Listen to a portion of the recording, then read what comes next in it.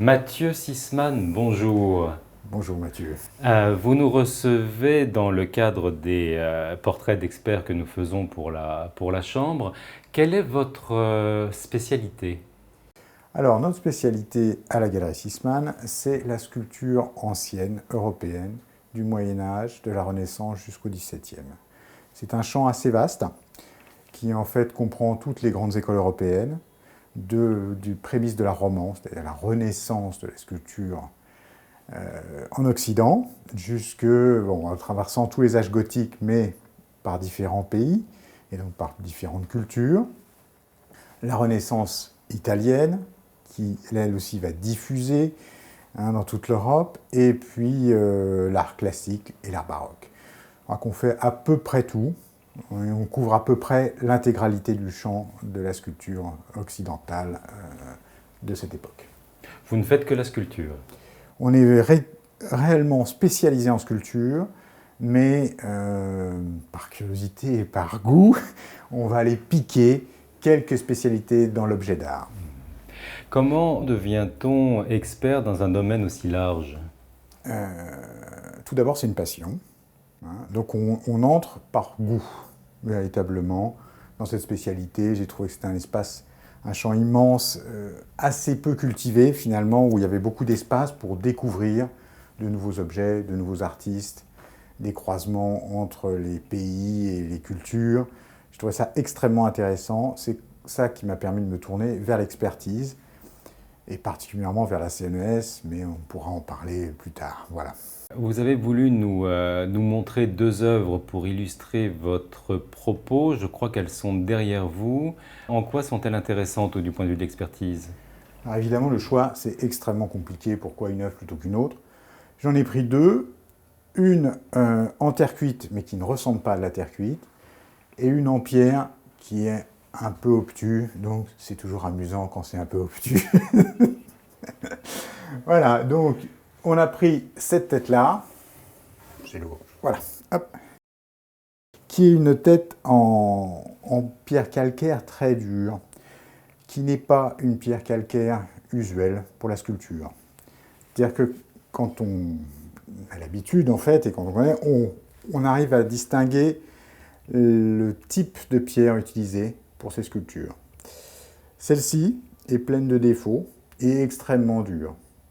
Donc, même à l'œil, on s'aperçoit qu'en fait, ce n'est pas une pierre conçue pour être sculptée. On est dans une sculpture qui est apparemment ancienne, et on se demande pourquoi il a choisi cette typologie de pierre. Donc, on s'est fait aider, parce que je n'ai pas réussi à trouver ce que c'était, pour trouver l'origine, et c'est une pierre de construction.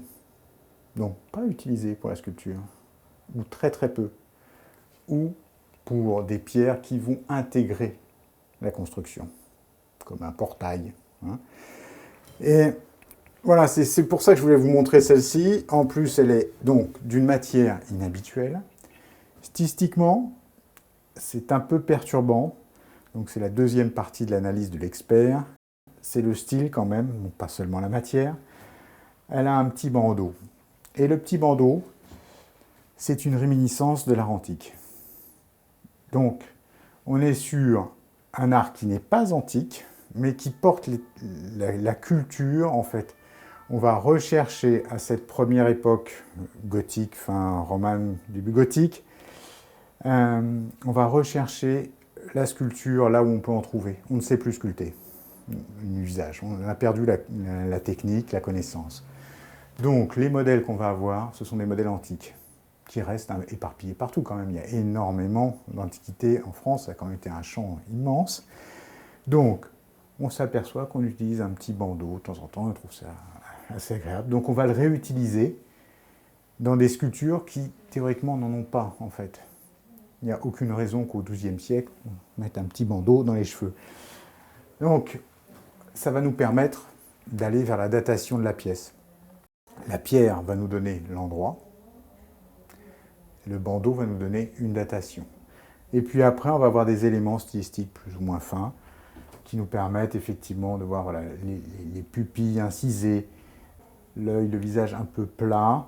Tout ça, ça nous donne un premier art gothique qui n'est pas encore totalement maîtrisé au niveau technique, qui n'est pas libéré en fait. C'est pas maîtrisé, c'est qu'il manque de libération, il manque de liberté, quoi, encore. Hein, donc on ne s'autorise pas tout. Mais c'est déjà absolument remarquable, c'est très évocateur, ça a énormément de force, même si c'est un petit vestige d'une belle église de la région de Chartres. Et donc de quelle période la datez-vous? On parle des années 1200.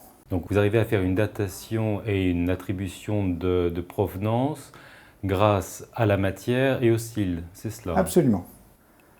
Après, on va comparer sur les œuvres existantes et qui restent en place. Donc Chartres, c'est quand même un atelier colossal, donc il y a de quoi faire. Mais il n'y a pas eu que la cathédrale, donc il y a eu beaucoup d'églises et beaucoup de choses détruites. Donc là, on est probablement, on est assurément dans un monument qui a été détruit. Donc il reste ce petit vestige. On ne sait pas exactement d'où dans Chartres, ou la région chartraine, parce qu'on est quand même 30 km autour, ça va encore. Et l'autre pièce qui est de la terre cuite, qui ne ressemble pas à de la terre cuite? Oui, c'est un piège. J'aime bien ça, voilà. Hein, donc, quand on le voit, on ne sait pas ce que c'est. C'est une espèce de patine marron un peu frottée, comme un bronze. Or, quand on regarde à l'intérieur, on voit bien que c'est une terre cuite. Donc, en fait, on est dans une commande.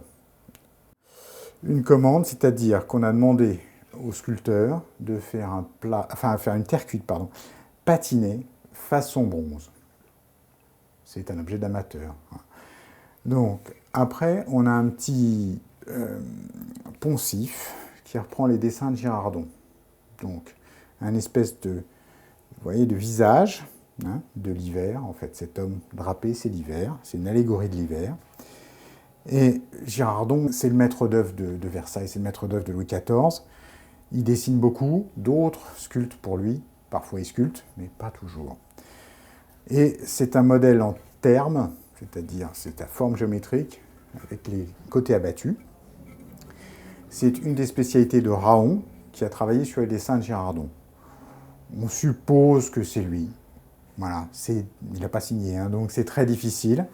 Mais c'est une œuvre tout à fait unique, tout à fait intéressante, où on utilise à la fois un dessin extrêmement fin, une espèce de sciacciato, c'est-à-dire en fait un bas-relief ultra fin qui est pratiquement plat, hein, donc presque invisible. Hein, il doit faire 1 mm. Et on arrive à raconter une histoire là-dedans et avoir même de la profondeur. C'est une espèce de tour de force technique inventé par Donatello. Je passe, voilà. Et donc, on reprend donc, le dessin d'un terme qui est à Versailles, hein, en grand, en marbre colossal, qui est un modèle classique en fait, donc qu'on a réutilisé, mais particulièrement soigné ici. Donc on peut très bien imaginer que ce soit pour une très grande collection d'un prince, ou peut-être même lié à la cour et lié au roi, pour une petite collection de terre cuite, parce qu'on commence à collectionner les statues. C'est un moment où, de nouveau en France, on collectionne. Et puis ça va venir jusqu'au XVIIIe siècle, où là il y a nombre de très grands collectionneurs, et la terre cuite va atteindre une apogée. C'est passionnant. Hein, Non, sans fin. Y a-t-il beaucoup de faux ou de pièces qui sont attribuées à tort dans votre spécialité? Je pense qu'il y a beaucoup de choses mal attribuées. Oui, c'est vrai. Parce que le champ est compliqué. C'est-à-dire que, voilà, pour ces deux œuvres, pour prendre un exemple, j'ai eu beaucoup de temps pour les étudier. Donc, je peux les étudier à fond. Et en plus, la galerie Sisman, comme vous le savez, nous sommes plusieurs. Je ne suis plus tout seul, loin s'en faut. Donc, on peut chercher plus large, consulter aussi d'autres spécialistes, des gens des facultés, d'autres connaisseurs. Donc, on peut élargir notre connaissance un peu. Pas se limiter. Mais beaucoup d'objets sont forcément attribués à tort, ou mal attribués ou mal compris, parce qu'ils ne sont pas assez travaillés. D'accord. En termes de documentation, il y a beaucoup de choses, il y a autant que pour la peinture, ou c'est plus difficile à trouver? Alors, globalement, enfin, on peut dire que la sculpture et la peinture sont liées. De toute façon, elles sont liées historiquement, mais dans leur approche, dans leur connaissance, c'est la même chose. Par contre, le sculpteur est toujours un peu dévalorisé par rapport à l'intellectuel, qui est censé être le peintre. C'est un homme qui travaille avec ses mains, c'est beaucoup plus rude, c'est dur physiquement, et donc il est censé être moins brillant intellectuellement. Donc ça se ressent aussi en matière de littérature, on a beaucoup moins de choses, on a moins de produits, et en fait c'est plus difficile d'écrire sur la sculpture que sur la peinture. Donc il y a moins de savants, il y a moins de chercheurs, et donc moins de publications. C'est un domaine où il y a du coup plus de choses à découvrir aussi. Qu'est-ce qui vous a poussé à devenir expert au sein de la Chambre? Alors tout particulièrement au sein de la CNES. En fait, quand j'ai commencé à me renseigner pour devenir expert, ça commence à faire quelques années. Combien?